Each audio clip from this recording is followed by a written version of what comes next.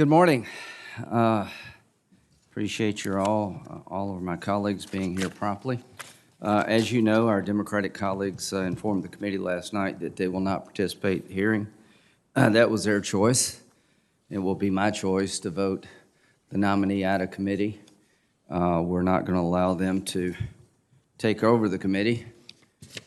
They made a choice not to participate after allowing Judge Barrett 4 days, 2 days to be questioned. I thought she did an exceptionally good job of handling the questions asked. I thought she was aggressively challenged, but not inappropriately. I want to compliment my Democratic colleagues for not going down the Kavanaugh road. And I want to compliment the Republican members of this committee for asking questions that mattered to you, but showing a tremendous amount of discipline to make sure that on our side the hearing went well. And each of you, when this is over, I hope you feel like a sense of accomplishment. This is why we all run.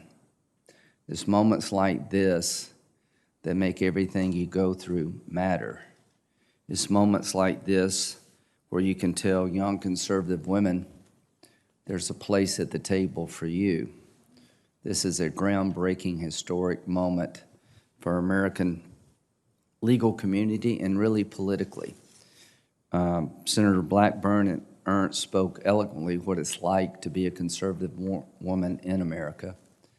You try to be marginalized, and I just want to thank both of them for their participation. And a bit about the judge, then we're going to vote. I've been here a while, and I've never seen anyone more capable than Judge Barrett on the law. 2 days without a note. Senator Cornyn made that obvious to us. I didn't know she didn't have any notes till you mentioned it. But a deep and wide understanding of the law, but the most important thing to me, understanding what a judge does versus what we do. And to all the people out there wondering about Judge Barrett, I can tell you this: the law of Amy will not be applied to a case in controversy. It will be the law as written in the Constitution or by statute or whatever regulatory body she's going to review. She will take her job on without agenda. But important to me is it's okay to be a complete person and be on the Supreme Court. It's okay to be pro-life. She embraces the pro-life cause in her personal life, but she understands that judging is not a cause, it is a process. She embraces her faith like millions of other Americans. And there's some things being said about her and her family that are disgusting. And I just want to compliment her family for giving her the backing she needed to take on this job. And I want to thank the members of this committee for standing up against some pretty vile things. But again, my Democratic colleagues did not go too far, in my opinion. But we'll end with this. Forget about what we think as political people for a moment. All of us are in the political process. In 2013, when they changed the rules to require a simple majority to pack the D.C. Circuit Court, you could see days like this coming. It was a decision that Senator Schumer and Reid made in collaboration. I remember the night before the rules change vote, Senator Schumer called me and informed me of it. I was very disappointed because I've been in a bunch of groups around here trying to keep the traditions alive of having a 60-vote requirement to get on the court. And I remember telling Senator Schumer, you'll regret this. Today, he will regret it. And all I can say is that Judge Gorsuch was filibustered 2 or 3 times, requiring us to change the rules. They started this, not me. If it were up to me, there'd be a 60-vote requirement in the Senate today. Denying Judge Gorsuch the votes necessary to go to the floor was just the beginning of the end of a process that had served the country well. How could anybody in their right mind believe that Judge Gorsuch wasn't as qualified as Sotomayor and Kagan? How could anybody in their right mind, after listening to Judge Barrett, not understand she's not just qualified, she's incredibly qualified? So qualifications apparently don't matter anymore. It's about trying to create a situation for your favor politically. I don't know where this ends or how it ends, but I do know this. After listening to the excerpt of Vice President Biden's explanation about court packing, I am more confused than ever.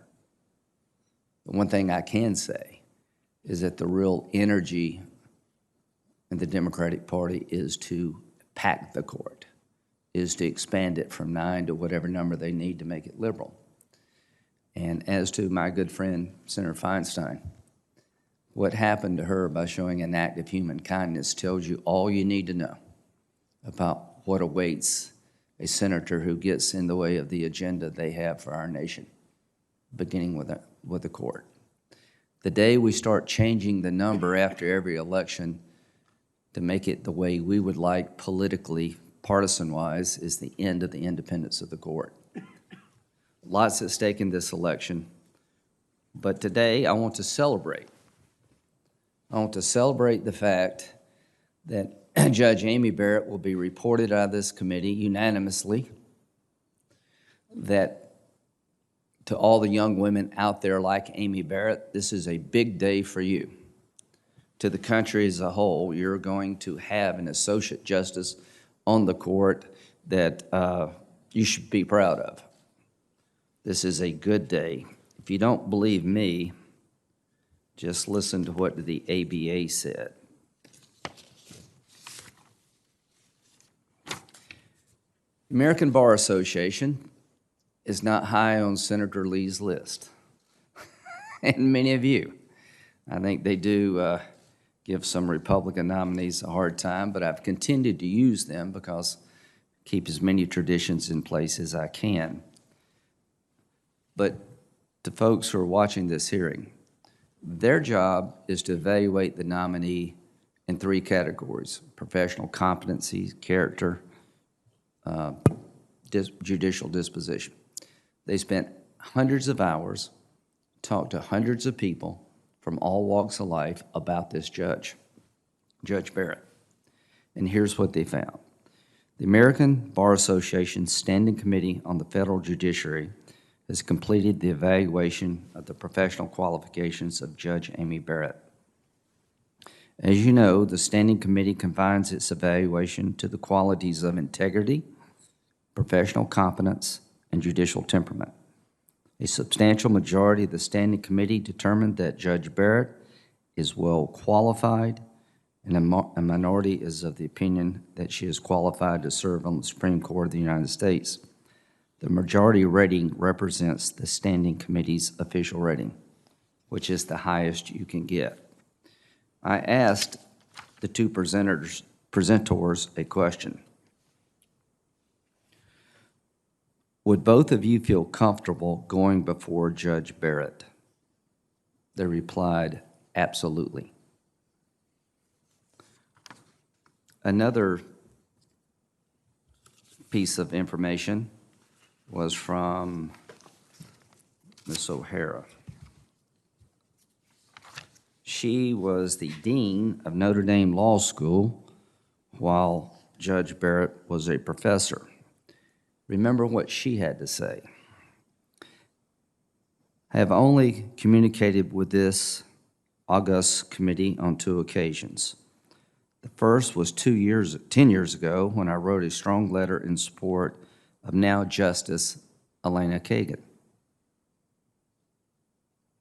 whose term as Dean of Harvard Law School overlapped with my own. The second is today introducing and endorsing Amy Coney Barrett in equally strong terms. Some might find these recommendations in juxtaposition, but I find them entirely consistent. So do I. I voted for both.